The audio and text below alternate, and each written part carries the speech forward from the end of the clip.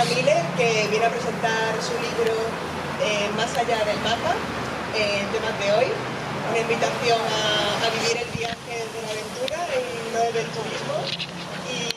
Y lo va a presentar Eva Morel, que es autora además de un libro precioso que se llama Refugio, una historia de las cabañas, que está en la editorial Debate. Muchas gracias, que disfrutéis. Hola, ¿qué tal? Buenas tardes, se oye perfecto. Buenas tardes. Un placer con el día que hace hoy aquí en Málaga, las dos. Fantástico. Probablemente ya todos conocéis a Marna. Bienvenida a Málaga, gracias por venir. Marla es antropóloga, autora, escritora, divulgadora, de las personas, para mí ahora mismo, que mejor reflexiona sobre el mundo del viaje y que más sabe del mundo del viaje. Y Más allá del mapa es este ensayo maravilloso que en un mundo en el que hay tropecientos mil millones de ensayos, es muy curioso que no existen ensayos sobre viaje que realmente merezcan la pena, ¿vale? Porque habla de perderse, habla del turismo, habla de todo aquello que nos hace amar viajar desde un punto de vista muy diferente al típico libro de viajes que estamos acostumbrados, que suele ser como mucho más teórico y tal. Entonces, para mí es un inmenso placer poder presentar este libro, que os digo ya que me lo he bebido en tarde y media, porque me gustó muchísimo. Y quería empezar un poquito preguntándote ¿por qué ahora? Es decir, tú llevas escribiendo este libro ya 2 años largos o así. Hay mucho de ti en él, hay mucho autobiográfico, hay mucha referencia viajera, pero precisamente eso, en un mundo en el que el ensayo de viajes no es lo habitual, ¿cómo de repente supiste que este libro tenía que ser así, tenía que ser esto? Fantástica pregunta para empezar, abrimos melones. Bueno, antes de nada, daros las gracias a todos por venir aquí, por supuesto a la organización por poner el espacio, a ti Eva por decir que sí a este embrollo, y aprovecho para hacer una confesión que nunca había hecho antes, y es que parte de mi familia es de Málaga y han venido a verme, así que es un orgullo estar aquí, pues bueno, presentando mi libro y hablando de todo esto. Y ahora sí que sí, vamos a la presentación. ¿Por qué ahora? Bueno, yo cuando escribo, este es mi tercer libro, cuando escribo un ensayo, para mí hay algo que surge de dentro, que es tal vez muy egoísta, que es intentar responder una pregunta personal. El libro anterior iba de feminismo y trataba de contestar dudas que yo legítimamente me había hecho a lo largo de mi vida sobre el hecho de ser mujer en el mundo contemporáneo.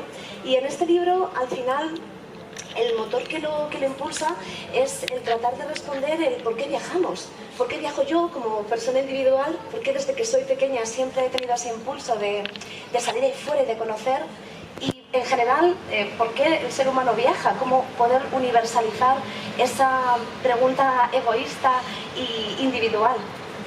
Guay, explicas también mucho, eso me ha gustado mucho, que al final es por qué viajamos, por qué viajas tú. En el libro me ha gustado mucho que hay muchísimas anécdotas tuyas de todo, tu experiencia viajera, y explicas un poco que son como un hilo conductor para explicar partes mucho más teóricas, que si os dais cuenta y leéis el libro, al final del libro hay muchísimas páginas de bibliografía, o sea, es un libro con muchísima teoría. Y quería preguntarte, ¿cuál ha sido para ti la anécdota más complicada de explicar dentro de esta historia? Pues mira, por una parte, el tema de las anécdotas me parecía muy importante porque quería que fuese un ensayo ligero. Yo soy fiel lectora de no ficción, me encanta leer ensayo, y muchas veces cuando lees ensayos se quedan en una parte tan académica, tan densa, que pese a que el tema te gusta y lo estás disfrutando, no tienes ganas de cogerlo por la noche y ponerte a leerlo. Y era algo que, bueno, pues en lo que no quería caer. Quería que fuese ensayo, quería tratar de temas pues que fuesen lógicamente densos, porque al final teoría del viaje es un concepto denso, y obviamente hablo de antropología, hablo de filosofía, pero quería que la gente que lo leyese lo hiciese desde el placer, desde el entretenimiento, que no fuese únicamente full teoría. Y ahora sí, contestando a tu pregunta, pues mira, tal vez las anécdotas que más me han costado son las que tienen que ver con cómo conocí a mi pareja, porque al final es como abrir una parte más íntima, sí, que no suelo exponer en redes, que no suelo contar en las entrevistas, que pertenece a mi vulnerabilidad y lógicamente, claro, sacarlo ahí fuera y hacerlo en versión narrativa, ¿no? Siempre da un poco de miedo, así que tal vez esas han sido las más complicadas de todas. Me lo puedo imaginar. Ahí, ya entrando un poco en lo que es ya el libro de por sí, me ha parecido muy interesante la dicotomía que hay durante toda la lectura de viajar como huida, pero viajar como encuentro también. Y explicas muy bien esa idea de deseo de huida hacia adelante que tenemos muchos cuando viajamos, pero sí que es verdad que hay un momento en el que has dejado de huir y es muy interesante. ¿Cuándo te diste cuenta, dentro de toda la experiencia, que esto dejaba de ser así? Que ya no viajabas para huir, sino que viajabas para encontrar, para cambiar, para descansar, para otras cosas. Para conocer. Es curioso cómo funciona la vida, porque hay cosas que solamente puedes analizar en retrospectiva, como que mientras que las estás viviendo te parecen neutrales y sin embargo según van pasando los años dices, oh wow, estas decisiones que tomé en su momento realmente ocultaban como muchos otros deseos, muchas otras cuestiones que tal vez en su momento yo no era capaz de traer a tierra. Y a mí con el viaje me ha pasado. Yo empecé a viajar en gran medida gracias a los libros. Qué bonito y qué placer estar diciendo esto en una feria del libro. Pero para mí lo que en un principio impulsó mi deseo de viajar fue que mi familia me dio libros de viajes, me dieron pues, a Verne, a Kipling, todos esos fantásticos escritores que me inspiraron a poder entender que había un mundo más allá de mi casa y de las cuatro paredes de mi hogar. Y luego, obviamente, a esto se le une lo que tú comentabas, no es el deseo de vida, porque el viaje tiene algo muy interesante, que es que te permite ensayar versiones diferentes de ti mismo al coger tu identidad y ponerla en otro sitio, sin tu familia, sin tus condicionantes culturales, sin tu trabajo, sin las cosas que haces en tu cotidianidad. También puedes practicar a tener una personalidad, a fingir ser una persona distinta a la que eres. Y eso puede ser muy negativo en muchas cosas, no nos engañamos, pero también puede ser muy positivo, porque te puede hacer reconciliarte con cosas de ti mismo, te puede hacer probar cosas nuevas que a lo mejor en tu día a día no te hubieses atrevido. Y para mí mis primeros grandes viajes tenían mucho de eso, tenían mucho de huir de mis problemas de España y tratar de buscar una Marna que me hiciese más feliz, tratar de llegar a ser la persona que yo quería ser, pero que en España me costaba mucho, pues porque obviamente estaba muy condicionada por las cosas que, bueno, pues por mis responsabilidades, las que tenemos todos, mis compromisos. Y no fue hasta que ya empecé a coger carrerilla, ¿no?, en el universo de los viajes, que pude efectivamente echar la vista atrás, mirar en esa retrospectiva y darme cuenta de que lo que yo llamaba viaje en realidad era huida. Y reconciliándome, y lo digo sin que sea peyorativo, sin que sea algo malo, ¿no? Porque también hay algo muy bonito en probarte a ti mismo en otras circunstancias. Y desde esa retrospectiva, pues, pararme y decir, oye, yo, lo que comentaba al principio, ¿no?, yo ¿por qué viajo? ¿Qué es lo que me gusta a mí de esto? Y las conclusiones a las que llegué, que esto pues obviamente son decisiones individuales, ¿no? Cada uno tiene su propia respuesta a esta pregunta, pero la conclusión a la que yo llegué es que a mí soy una persona muy curiosa, ¿no? Me gusta mucho conocer, me gusta mucho ponerme en los pies de los otros y me gusta mucho el encuentro humano. Y el viaje me permite tener todas estas cosas condensadas, ¿no? Y muy vinculadas al asombro, al anhelo, a ciertas emociones que a mí me hacen estar muy enamorada del mundo. Hombre, al final... ¿Cómo hablo? Es una sensación de... No, al contrario. Es una sensación de libertad. O sea, al final es como perderse. Eres otra persona, juegas con otra personalidad, eres tú, nadie te conoce. Estás en un lugar en el que tú puedes ser de la manera que te apetezca ser, entonces al final tiene esa sensación de libertad. Yo me pregunto mucho en esa sensación, en cómo convive ese sentimiento de libertad o de perderse o de huida en ese sentido más positivo en un momento en el que vivimos midiéndolo todo, desde los pasos que damos, a los kilómetros que hacemos, a las horas de sueño que tenemos. ¿Cómo convive eso en una era de hiperproductividad? Esto es una cosa muy occidental, la obsesión con las certezas, y de hecho tuve que calmarme un poco en el libro porque estaba dándole muchas vueltas a esta idea y al final hubo que podar un poco y resumir, gracias a mi editora que me guía siempre por los lugares correctos. Pero como bien comentas, al final en el mundo en el que vivimos aquí en Occidente damos mucha importancia a la productividad, productivizamos hasta nuestro ocio. Ahora mismo no lo llevo, pero yo normalmente voy con un relojito que te va midiendo los pasos. ¿Necesito yo para algo medir mis pasos? Pues la verdad es que no, pero hay algo ahí, hay algo de gamificar y de encontrar pequeñas metas en el día a día que tenemos muy interiorizado y que a veces pues no traemos a tierra, no reflexionamos sobre ello. Y yo en el libro hago un alegato muy grande de lo contrario, ¿no? Del disfrute de perderse, de llegar a un sitio y no tener que estar mirando Google Maps, de centrarnos en el... muy Mr. Wonderful esto, ¿no? Muy tópico, pero centrarnos en el camino y no en las metas, porque a veces esta obsesión que tenemos con hacer las cosas y llegar a los sitios hace que convertamos nuestro día a día y nuestro ocio y las cosas que disfrutamos en una checklist. Y eso hace que se pierda parte del disfrute de, qué sé yo, de estar vivo, por supuesto de viajar. Y creo que, bueno, yo lo intento, ¿no? A veces también, obviamente, no soy naif, no soy tan inocente de pensar que esto se puede hacer en cualquier momento. Todo tiene sus circunstancias y también vivimos en un mundo en el cual tenemos que trabajar para vivir y tenemos que llegar a ciertas metas para poder, qué sé yo, pagar las hipotecas, que Hacienda no se enfade con nosotros. Entonces, bueno, eso está ahí. Pero sí hago un gran alegato a favor de que una parte de nuestra vida sea caminar sin pensar hacia dónde estamos yendo, reivindicar la figura del flaner, ¿no? De Baudelaire, reivindicar la psicogeografía, las derivas, el caminar sin estar todo el rato pensando que tenemos que hacer algo, un poco de presencia y de aquí y ahora, que nos cuesta mucho, y a mí la primera, y tal vez si lo reivindico tanto es porque a mí en concreto me cuesta mucho llegar a esas circunstancias. Sí, en el capítulo 9, de hecho, hablas mucho sobre esto, se llama Pics or Didn't Happen. Este FOMO de viajero de si no has hecho la foto, no has estado ahí.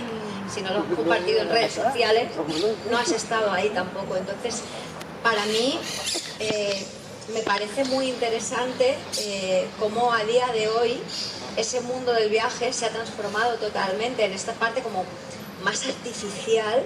Y hay una frase que tú comentas en el libro que a mí me gusta mucho, que dices que al transformar la experiencia de una imagen potencial, esta se desdobla en la conexión con el momento y la estrategia narrativa futura, manteniendo al viajero en un limbo temporal inevitablemente mediado por la cámara. Y cuentas una anécdota que a mí me dejó loquísima, pero que realmente al final yo la he visto reflejada en esa gente que hace colas para hacerse una foto en un banco donde hay un paisaje precioso, donde no se ve a nadie y solo están ellos, y cuando das la vuelta a la fotografía hay 600 personas a tu lado, y cuentas una historia de un fotodocumentalista que encontraste en el Nilo. Me encantaría que la contaras y que reflexionaras un poco al final precisamente sobre esto, sobre esa artificialidad y este FOMO de medirlo todo y de hacer que todo parezca perfecto siempre. Que parece que si no has fotografiado algo es como si no lo hubieses vivido. Exacto. El título de este capítulo está sacado de un lema de internet, ¿no? El Pics or Didn't Happen, que es como fotografía o tienes una fotografía o es que no sucedió, ¿no? Es esta necesidad de que existe una prueba para poder comprobar que la historia es legítima, ¿no? Que realmente estuviste donde dices haber estado. Ahora con la IA esto ya se ha ido a otro sitio, ya no funciona. Pero bueno, allá en su momento, pues al final la fotografía era una manera de demostrar que efectivamente lo que decías era verdadero, era legítimo. Es curioso, ¿no? Porque vivimos en un mundo en el que esa hipersensibilización hacia la imagen media nuestra mirada hasta puntos que no somos conscientes. Hay algo que me hace mucha gracia, que son los carteles de los miradores, que al final los tenemos muy interiorizados, ¿no? Ni siquiera nos damos cuenta y decimos, vale, bien, este es el lugar con la imagen bonita, este es el rooftop en el cual se ve mejor la ciudad, aquí es el lugar donde se supone que tenemos que hacer la foto. vinculado con todo esto, y ahora sí que sí, retomo tu pregunta, que yo voy mucho por las ramas, en el libro pongo una anécdota que es real, muy arquetípica, casi cuando leí a mi editora me decía, pero esto lo has deformado para que encaje mejor con la... A mí te digo de verdad, con el capítulo. absolutamente loca. Pero no, es una anécdota real y es un señor con el que yo me encontré de viaje mientras estaba, pues bueno, en Sudán del Sur, en un país del este de África, y el señor se dedicaba a coger casquillos de bala que había por el suelo, se los guardaba en el bolsillo y cuando veíamos niños se los ponía en las manos para hacerles fotografías, ¿vale? Y él se llamaba a sí mismo fotodocumentalista y las imágenes que él estaba tomando pues eran imágenes que según nos contaba, no sé si sería verdad o no, pues se iban a exponer a la vuelta de su viaje, etcétera, etcétera, ¿no? Y yo pensaba, guau, qué loco, ¿no? La idea que tiene... A mí me chirrió mucho, obviamente por la falta de ética de la situación, pero también por lo que eso dice de las imágenes, ¿no? De una imagen que se supone que debería ser documental y que sin embargo está totalmente construida y inculcando una narrativa en los ojos del espectador, del futuro espectador, que poco o nada tiene que ver con la realidad del lugar, ¿no? Juntando dos historias que de alguna forma discurrían de forma paralela, como podía ser que había habido en algún momento una guerra y había unos casquillos y que había unos niños jugando, mezclándolas a su antojo para poder dar una narrativa, en este caso de pobreza, de una infancia trastocada, bueno, no sé, como todos estas visiones también un poco trasnochadas, incluso colonialistas, y manipular la imagen a su antojo. Pero claro, como luego la persona que vería la foto no sabría nada de esto, pues claro, vaya fotón, ¿no? Premio Pulitzer, increíble, pero... Sí. Pero totalmente artificial y construida. Sí. ¿Te pasa a ti que has cambiado, pues a raíz sobre todo de tener móviles, de cambiar también mucho la forma de viajar con redes sociales y demás? ¿Te pasa que tú has cambiado tu mirada a la hora de viajar y te has colocado más en el sitio de aquí podría ir una imagen o hacer una foto, pero luego has pensado no la voy a hacer, te lo has guardado para ti de una manera como más mental o más analógica? ¿Cómo trabajas también ese FOMO también? Uy, totalmente. De hecho, a mí me pasa una cosa, que es que yo veo viajes. Mi pareja y yo tenemos una agencia de viajes y aparte de escribir libros y estar en redes sociales y todo esto, yo viajes por el mundo. Entonces, el estar con otras personas, siendo tú la responsable, hace que ciertas dinámicas tomen otros matices. Por supuesto hay una parte increíble, ¿no? De que ves la novedad a través de los ojos ajenos y eso te hace conectar con el momento y con esa presentación que hablaba antes con mucho asombro, ¿no? Con unos ojos nuevos, eso es precioso. Pero también hay algo, que es que, claro, priorizas que la gente haga sus fotografías y tal vez por miedo, o no sé si por miedo, por no querer agobiar al modelo, a la persona que está ahí posando para ti, pues tú acabas por no hacerla. Entonces, desde que yo viajes, hago muchas menos fotos, tomo muchos menos vídeos y me lo quedo más en la cabeza y me doy cuenta de que también recurro más al vídeo y a la fotografía anecdótica, la que no tiene por qué ser perfecta.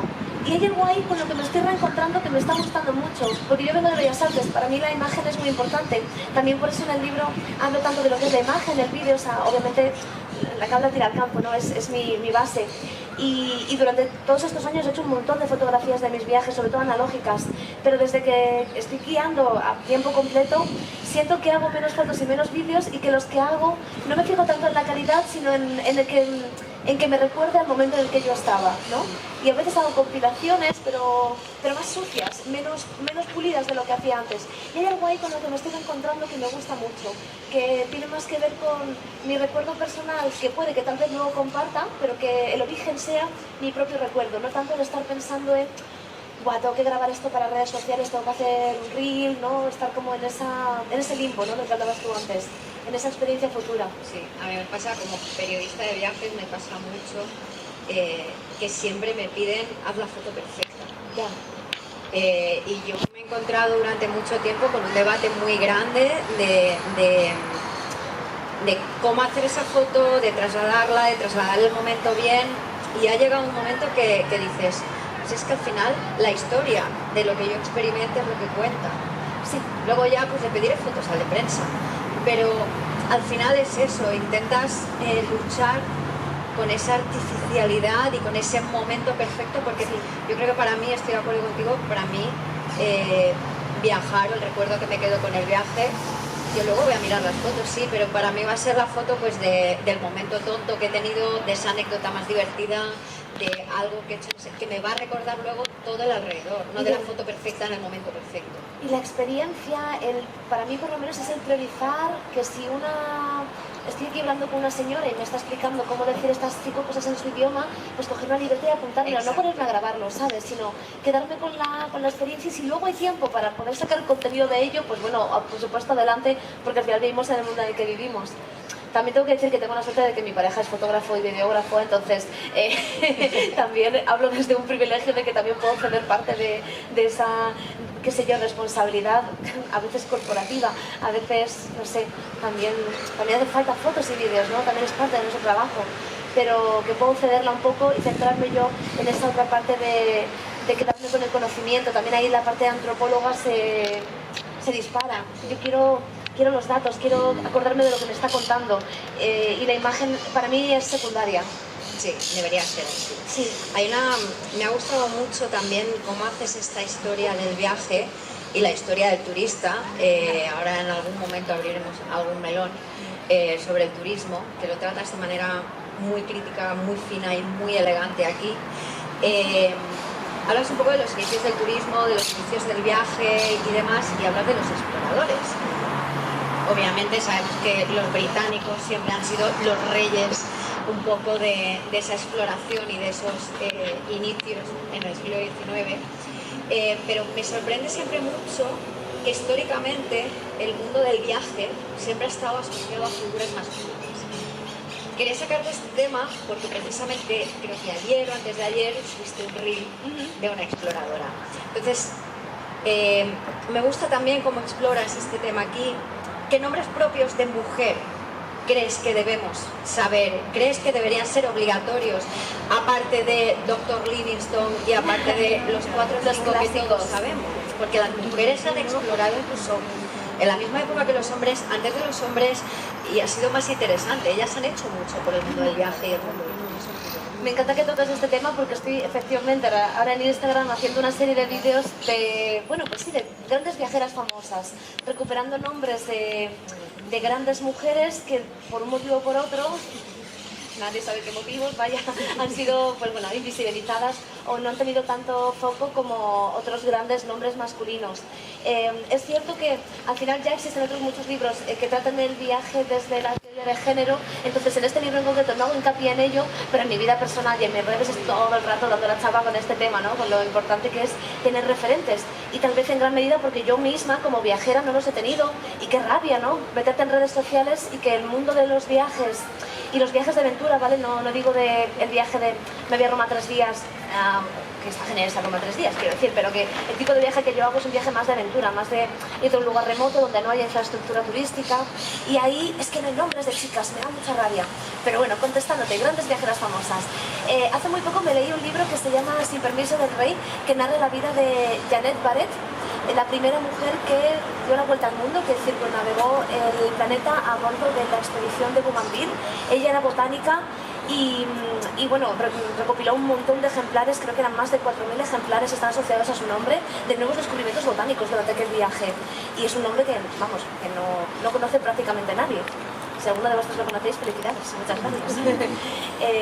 Egeria, hace nada sacaron también un libro que todavía no me he leído sobre ella, una peregrina romana que supuestamente era de la Galia, o sea, vaya, una mujer gallega que se fue por ahí a hacer pues sus peregrinajes, y conocemos sobre su historia porque se dedicaba a mandarle cartas a sus amigas.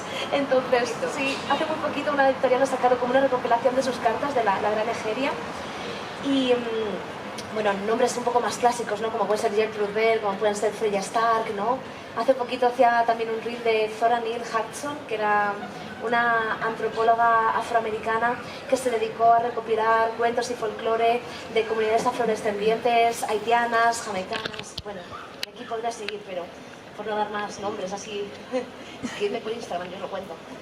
Has dicho una cosa que me ha gustado mucho. Esta pregunta no está aquí y se me acaba de venir. He dicho que mandaba correspondencia a sus amigas. ¿Sientes cierta nostalgia? O sea, yo que viajo mucho, me encanta viajar, y una de las cosas que sigo haciendo cuando viajo es mandar postales a mis amigas y a mi familia, y lo sigo haciendo. ya no recibimos correspondencia. ¿Crees que esa es una de las cosas que están cambiando en esta filosofía del viaje? Antes lo planteábamos de esa manera más analógica de te voy a mandar una postal para que tengas un recuerdo de mí, de dónde he estado, esas correspondencias con amigas de siglos anteriores y tal, y ahora mismo se está perdiendo algo que creo que es como uno de los instintos más maravillosos del mundo del viaje y de la aventura. El recuerdo tangible, el souvenir. Yo que vengo de una familia donde lo material es muy importante, para mí los souvenirs y ese recuerdo físico me parece algo muy evocador, muy bello. Pero para no irme luego por las ramas, voy primero a contestarte, y es que creo que ha habido una desaparición, como una incluso menospreciación de este recuerdo físico, como que lo digital ha ganado mucho la batalla durante los años 2000, durante, bueno, hasta hace relativamente poco, los 2000, 2010, pero ahora está habiendo un comeback, y eso me gusta mucho, tanto en las postales como en la fotografía analógica, que yo que soy gran fan de la fotografía analógica tenía muchos problemas para conseguir carretes, sí. Y ahora sin embargo está volviendo. Son más caros, pero es más fácil. Sí. E incluso la fotografía instantánea, las Polaroid, que durante muchísimo tiempo estuvieron perdidas, vaya que me costaba la vida encontrar carretes, había unos frikis ahí que estaban haciendo un proyecto con unos nuevos líquidos y te costaba 20 euros el carrete, y ahora de repente Polaroid está volviendo a sacar cámaras, pero qué fantasía es esta. Entonces yo, como gran entusiasta de los recuerdos físicos, ¿no? de esa evocación tangible del viaje, estoy pues muy contenta. Yo soy muy de mandar postales también, y me encanta además luego ir a casa de mis amigos y mirar el frigorífico y decir, exacto, y tienes la postal ahí, sí. O el imán horrible, yo sigo comprando imanes de sitios. Y además hay algo que me gusta reivindicar de las postales, y es que es un souvenir muy barato, porque luego a todo el tema del souvenir hay que sumarle el tema del consumismo, ¿no? Que bueno, que al final también vivimos muy presionados a que hay que comprar y que hay que gastarse mucho dinero para poder mandarle o dar un recuerdo, ¿no? a tus amigos, a tu familia. Y yo reivindico mucho el regalo encontrado, el regalo barato, el regalo que haces tú mismo, ¿no? Una pequeña artesanía hecha con unas conchitas de playa, a mí me parece como mucho más valioso en ciertos sentidos que la pasmina de 100 euros que compraste en el mercado. Y la postal es que al final tiene un par de euros y tienes ahí un recuerdo que además te ha tomado tiempo, no sé, me parece que vive un ritmo diferente que el mundo contemporáneo, y hay algo que disfruto mucho. Sí, a mí hablando ya de turismo, quiero centrarme en uno de los capítulos que a mí más me ha llamado la atención, porque creo que hablamos mucho de esto, es el rito del turismo, hablamos mucho del turismo desde muchos puntos de vista, pero creo que es muy interesante como lo has tocado aquí. O sea, lo has tocado desde una mirada muy antropológica, muy crítica, muy elegante. Voy a leer un pequeño parrafito y lo voy a introducir, creo que lo vais a entender muy bien con lo que voy a contar. De siempre me he preguntado cuánto tiempo hay que permanecer en un sitio para tener el derecho a marcarlo en el mapamundi. ¿Cuántos días hacen falta para poder presumir de haber visto un lugar? Las banderitas en las biografías de redes sociales me hacen pensar en ese mismo anhelo de coleccionismo y clasificación, en esa necesidad de construir un inventario de experiencias que legitime la experiencia. Ver y ser visto son, al fin y al cabo, dos caras de la misma moneda. Cuando leí esto dije, ostras, es que es así, es tal cual. Vivimos en una era en la que cuanta más banderitas tienes en tu biografía de Instagram, mejor.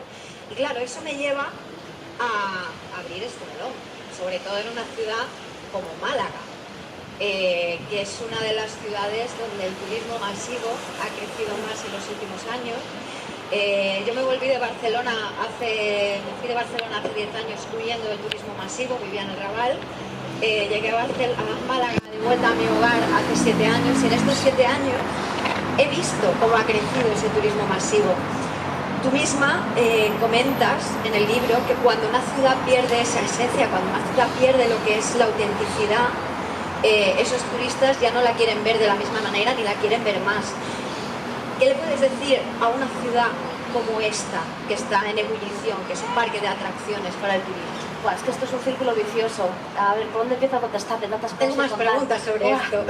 Y además me encanta que las hayas puesto, porque tal vez sea una de las partes más polémicas del libro.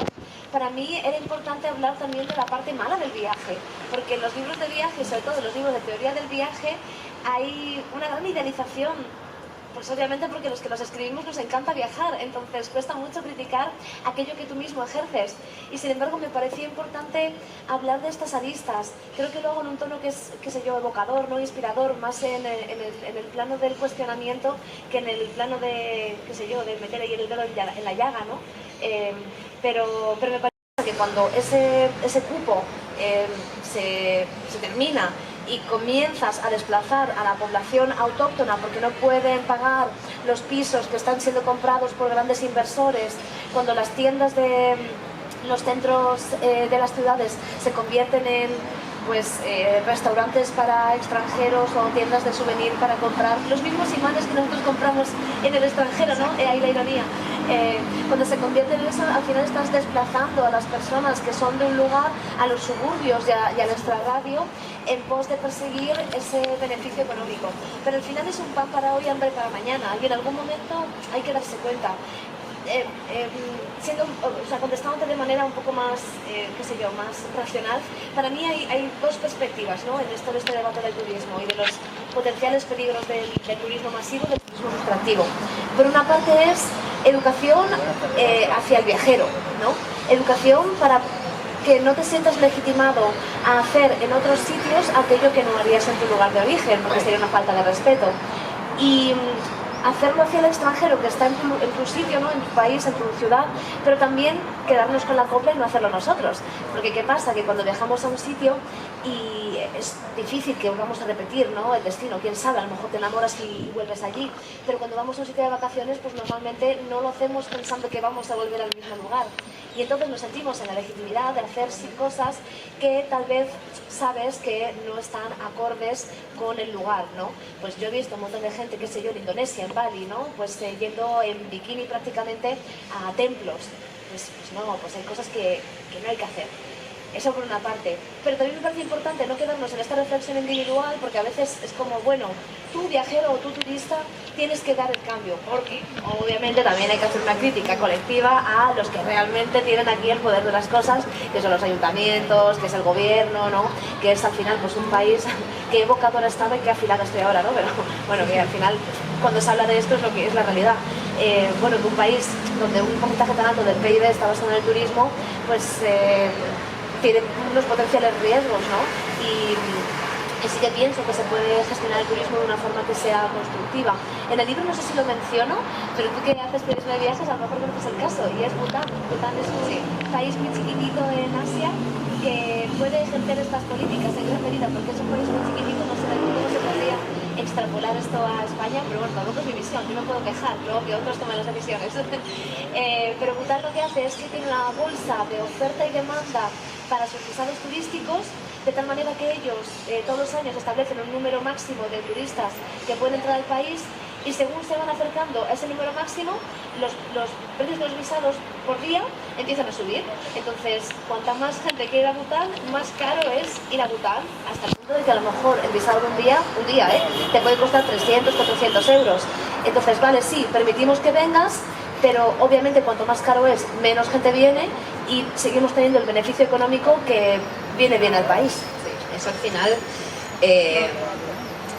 me gusta mucho cómo lo vas contando y justo la reflexión que estás haciendo de cómo cambiar esa parte de turismo, porque al final es complicado contestar a esa pregunta de cómo viajamos y no ser parte de ese problema. A mí me ha parecido muy interesante cómo hablas de esta gente que quiere no ser parte del problema y te dice que no le llames turista, sino que eres un viajero local y vas a hacer experiencias locales, y luego tienes a Airbnb que te presenta a los hostels con experiencias locales y te vas a tomar un vino con 4 vecinos al sitio porque te está recreando como esa experiencia local para que tú seas.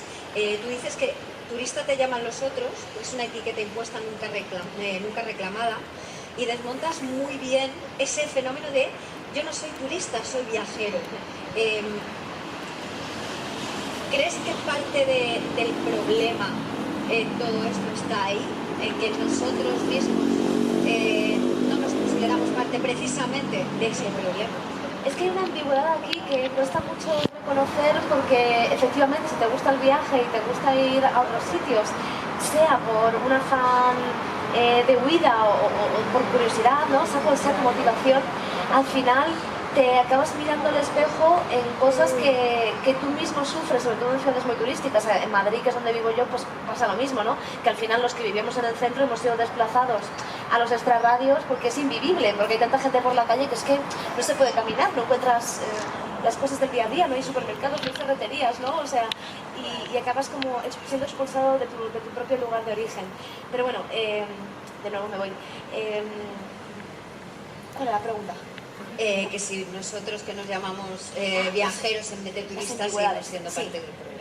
Efectivamente, claro, yo creo que hay que reclamar la etiqueta turista básicamente porque me parece un poco hipócrita el hacer una jerarquía, ¿no? Lo veo incluso un poco clasista, sí. El decir yo soy viajero, no soy turista, porque claro, turista es el guiri que se quema en la playa y va con calcetines por debajo de las chanclas y lleva, qué sé yo, una camisa con flores hawaianas y un sombrero mexicano, ¿no? Ese es el turista que tenemos en mente, el que hace cosas que yo jamás haría, entonces yo no puedo ser turista.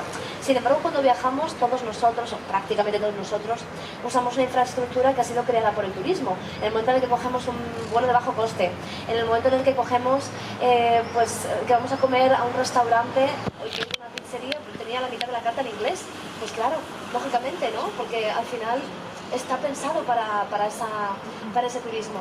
En el momento en el que consumimos una infraestructura turística, somos parte del turismo. Y está bien, no es una crítica, no lo digo porque mucha gente cuando digo esto se lo toma como un ataque. No es un ataque, está bien, yo también soy turista. Turista en lugares ajenos, turista que va a sitios que se salen de la norma, pero turista al fin y al cabo. Y en este sentido, y por ponerle como una, no sé, una guindita, ¿no?, lo que tú estabas diciendo, yo también reclamo mucho el salirnos de los circuitos estándar, ¿no? Que no pasa nada si vamos a París y no vemos la Torre Eiffel, si vamos a China y no vemos la Gran Muralla, que escuchemos lo que realmente nos apetece, y si eso es lo que nos apetece, por supuesto, adelante, pero que no nos sintamos obligados por seguir esas normas tácitas de los destinos que al final acaban haciendo que ciertos espacios se masifiquen, ¿no? Yo reclamo mucho el turismo rural, que vamos a, pues qué sé yo, pues a China, pues vamos a la China rural, ¿no? Y si hay tiempo para ver las cosas clásicas, pues por supuesto adelante con ello, pero salirnos como de estos lugares en los cuales tenemos una imagen previa tan gigantesca, a favor de construir un relato que sea propio y que sea individual. Y en esos lugares lejanos o rurales, ¿no?, es donde al final se acaban encontrando estas experiencias auténticas que tanto reclamamos y que al final acabamos pagando a un super hostel de Airbnb para conseguir. Sí, que al final eres turista, pero eres un turista de otra manera. En el libro, hablando de esto, citas a Walter Benjamin y esa idea un poco de aura, y le das como una vueltita llevándolo a tu terreno y dices, supongo que en el turismo, a diferencia de lo que él pensaba, el aura ya no se desvanece con la reproducción, sino que se alimenta de ella. Es decir, valoramos al lugar que vamos justamente porque lo hemos visto antes en 800.000 millones de imágenes y es precisamente eso. Voy a la Torre Eiffel y veo la Torre Eiffel, o voy a Egipto y tengo que ir al Cairo porque tengo que ir a ver las pirámides de Giza. ¿Tú crees que sigue habiendo lugares que escapen a esa lógica?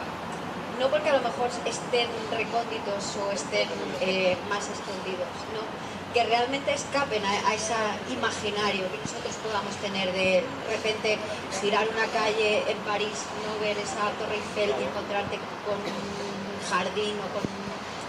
Sí, yo... Bueno, por contextualizar un poco, aquí voy a aprovechar que me tiras este hilo, yo lo cojo, porque ahí, mi yo bien. Bellas Artes, bien pillado. mi yo Bellas Artes tiene muchas ganas de contaros la idea del aura, ¿no?, que como bien comentaba Eva, pues bueno, Walter Benjamin fue un teórico del arte súper importante, hizo un libro que se llama La obra de arte en la época de la reproductibilidad técnica, en un momento en el cual de repente las obras artísticas estaban siendo cuestionadas porque comenzaba a haber réplicas de producciones, láminas, ¿no? Cuando pensamos en Andy Warhol y en los cientos y cientos de copias de la imagen de Marilyn Monroe, se abre un debate, ¿no?, de dónde se encuentra el valor de la obra. La réplica vale tanto como el original, y entonces acuñó este concepto de aura que me parece fantástico y que yo tiro a mi terreno cuando lo comento en el libro, para Walter Benjamin, el aura es esa cuestión casi intangible que se encuentra únicamente en el original y que es imposible encontrar en las réplicas. Lo que él planteaba es que si tú vas a ver la Gioconda, siempre va a ser una experiencia diferente y más pura y con más conexión que si tú en tu casa te compras una réplica de la Gioconda, ¿no? Una lámina de la Gioconda y la cuelgas, que el original siempre va a ser insustituible. Y sin embargo, como bien comentabas en tu pregunta, en los viajes esto no sucede. En los viajes nos basamos mucho en todo el bagaje previo que tenemos, en todas esas réplicas, las réplicas de las réplicas, para dotar de valor a un destino. Y estoy segura de que si digo India, os vienen cosas a la cabeza. Os imaginaréis mujeres con sari, el Taj Mahal, os imaginaréis, qué sé yo, un elefante. Si os digo Nepal, pues probablemente penséis en budismo tibetano, en banderitas de oración. Pero a lo mejor si digo Kazajistán, no sé, a lo mejor hay algún kazajo entre el público o alguien que haya viajado a Kazajistán, pero es poco probable que os venga una imagen previa. O si digo Chad, o si digo, qué sé yo, Sudán del Sur. Sudán del Sur, los que os habéis leído el libro así porque no puedo hablar de ello, vaya. pero vaya, que son lugares de los que existen pocas imágenes previas. Y me parece bello. A ver, obviamente no podemos viajar a un sitio del que ya nos han inflado imágenes previas tratando de ignorarlas, es imposible, pero está bien reconocer el sesgo, está bien viajar a la India y decir, oye, voy a hacer un esfuerzo por no estar buscando estas cosas que ya sé que voy a encontrar, sino a estar dispuesto a encontrarme con sorpresas, ¿no? Es eso en el fondo, a asombrarme con lo que encuentre, porque en el momento en el que tú como viajero estás yendo a un sitio para confirmar lo que ya sabías, no lo haces desde la curiosidad o desde el encuentro, lo haces incluso tal vez desde el estereotipo o el prejuicio. Y entonces yo creo que se pierde parte de la gracia de lo que te vas a encontrar. Y habrá veces que coincidan tus expectativas con lo que efectivamente sucede, pero hay otras muchísimas veces que no es así, y es ahí yo creo donde se encuentra esa magia del encuentro, de emborracharte del mundo, de viajar y disfrutarlo. Quiero acabar la parte turística con algo un poco más positivo, pero hablando desde algo un poco negativo, que es el privilegio del viaje. Dices que la crítica hacia el turista funciona en parte como reacción defensiva hacia un privilegio amenazado, que es el derecho a viajar. Pero también dices que a lo mejor la solución a todo esto es aceptar ese privilegio y hacer las paces con la idea de ser turista. Claro. Si es que queremos viajar. ¿Tú crees que desde que nació el turismo como lo conocemos hoy y a día de hoy, sobre todo con la crisis de petróleo, que tenemos ahora un problema horrible con el carburante en muchos aviones, muchas aerolíneas están decidiendo que ya no se vuela, lo que hace que el viaje sea un privilegio incluso mayor? ¿Tú crees que algo está cambiando? Vamos a poner algo bonito, una cosa positiva en esto. ¿Tú crees que algo está cambiando en todo esto? De ser mucho más conscientes como viajeros, como antiguos aventureros, pero en el siglo XXI? ¿O crees que al final estamos abocados un poco a que siga siendo una cuestión de privilegio y cada vez más? Yo veo que hay un cambio de paradigma, pero creo que no tiene tanto que ver con el privilegio, porque al final privilegio eso es innegable, ¿no? Al final no es, qué sé yo, pues no necesitamos viajar para vivir, es un extra, es un lujo. Yo cuando digo que la empresa que tenemos, nuestra agencia de viajes, es una empresa de lujo, la gente se ríe porque son viajes en los que dormimos en hamacas, en el Amazonas, muertos de mosquitos. O sea, no es como el lujo que tienes en la cabeza cuando piensas en lujo. No vas a estar en un lodge tumbado en una cama de 2 metros mientras ves elefantes pasar. No, ese no es nuestro nicho. Pero es turismo de lujo porque, es una empresa de lujo porque al final estás apelando a un porcentaje muy pequeño de la población que tiene las ganas, los recursos, el tiempo de poder hacer esto. Que claro, nosotros aquí en Occidente nos miramos mucho el ombligo, pero cuando abres los ojos y miras el gran mundo que tenemos, la realidad es que el porcentaje de personas que se pueden permitir el viajar por placer, y no permitir únicamente en términos monetarios, sino permitir que no tienes a un montón de niños a tu cargo, que estás... Tiempo. Efectivamente, tiempo, mil cosas. Es mínimo, es ínfimo. El turismo ocioso, o sea, el viaje ocioso, pertenece a un porcentaje muy pequeño de la población mundial. Entonces, por supuesto que es un privilegio. Y creo que hay que sostenerlo. Y está bien, y esto no hace que... O sea, no es una crítica hacia el viaje. Simplemente creo que hay que sostenerlo y aceptarlo. ejemplo. Sí. De la misma manera que abrir un armario y tener, qué sé yo, 500, ojalá 500, no, qué sé yo, 20 faldas, es un privilegio. Y es un privilegio al que la mayoría de la gente del mundo no tiene acceso. Entonces está bien asumirlo sin que eso se convierta en una crítica. Pero aparte de eso, o sea, sosteniendo ese privilegio y aceptándolo, sí que pienso que está habiendo un cambio de paradigma en los viajeros y que la gente que viaja hoy en día, sobre todo las nuevas generaciones, está buscando no solamente presumir de que ha estado en un sitio, no está buscando únicamente ese capital social del que tanto habla en el libro, sino que también está tratando de ejercerlo de una manera que no sea sustractiva, que sea bidireccional, que tenga que ver con el encuentro con el otro y no únicamente con la absorción, con la sustracción de recursos. Y creo que en gran medida es porque las nuevas generaciones tienen mucha más conciencia de estas cosas que hemos estado hablando, de las problemáticas del turismo, de poder salir a la calle y tener las tiendas que necesitas para tu día a día sin tener de nuevo que mudarte al exterior de las ciudades porque el centro está copado con turistas y con alquileres de corta estancia, ¿no?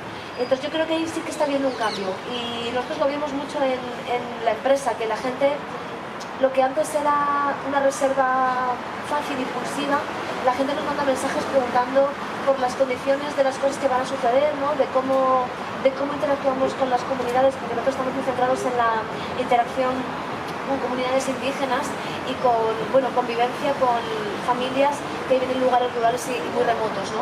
Y veo que la gente está muy interesada en saber cuáles van a ser las circunstancias en las cuales se da ese encuentro. A mí esto me da mucha paz. Porque también, mira, antes cuando hablaba de responsabilidades no hablaba de responsabilidad individual, de responsabilidad colectiva, no he hablado, y también es muy importante, de la responsabilidad de las agencias de viajes, que al final son las que están creando la experiencia y que son las que deberían, en mi parecer, poner límites también a los viajeros que están uniéndose, que alguien esté pagando por su plaza en el viaje no implica que tenga derecho a hacer cualquier cosa. Tú como agencia también tienes que poner límites para que el vínculo con las comunidades pueda mantenerse en el tiempo y que sea positivo para ellos también. Que sea invasivo, que al final tenemos esa cierta costumbre occidental de arrasar con todo aquello que es virgen y nuevo para nosotros. Esa legitimidad, el sentimiento de que como yo estoy aquí y he pagado por ver esto, puedo hacer lo que quiera. Sí, pero no. Qué obvio cuando lo verbalizas de esta manera, ¿no? Qué obvio que es éticamente incorrecto. Pero sin embargo, cuando estás en otro sitio al que sabes que no vas a volver, yo me doy cuenta de que hay mucha gente que dice, bueno, no. Pero claro, un bueno, más otro, de repente tienes, una circunstancia pocha. Hay una cosa que me sorprende mucho y lo es al principio del libro un poco, es que viajar pues es algo terrorífico. Y que incluso hay gente que decide no viajar y no viaja. Entonces, a mí me parece muy interesante que expliques cómo vive esa idea del terror al viaje y de lo terrorífico en un libro como este, que para mí, cuando lo acabé, me parece una de las declaraciones de amor más bonitas a lo que es el viaje. Qué bonito, por favor. Es que, ¿sabes qué pasa? Que de nuevo, hablando de los referentes, antes hablábamos de que no hay apenas referentes de grandes mujeres viajeras. Uno de los grandes desafíos que yo encuentro en los referentes de grandes viajeros es que nunca hablan de las vulnerabilidades y del miedo. Hablan de las cosas que salen mal, pero desde la perspectiva del héroe, ¿no? De esto salió mal y yo lo vencí y yo lo conseguí.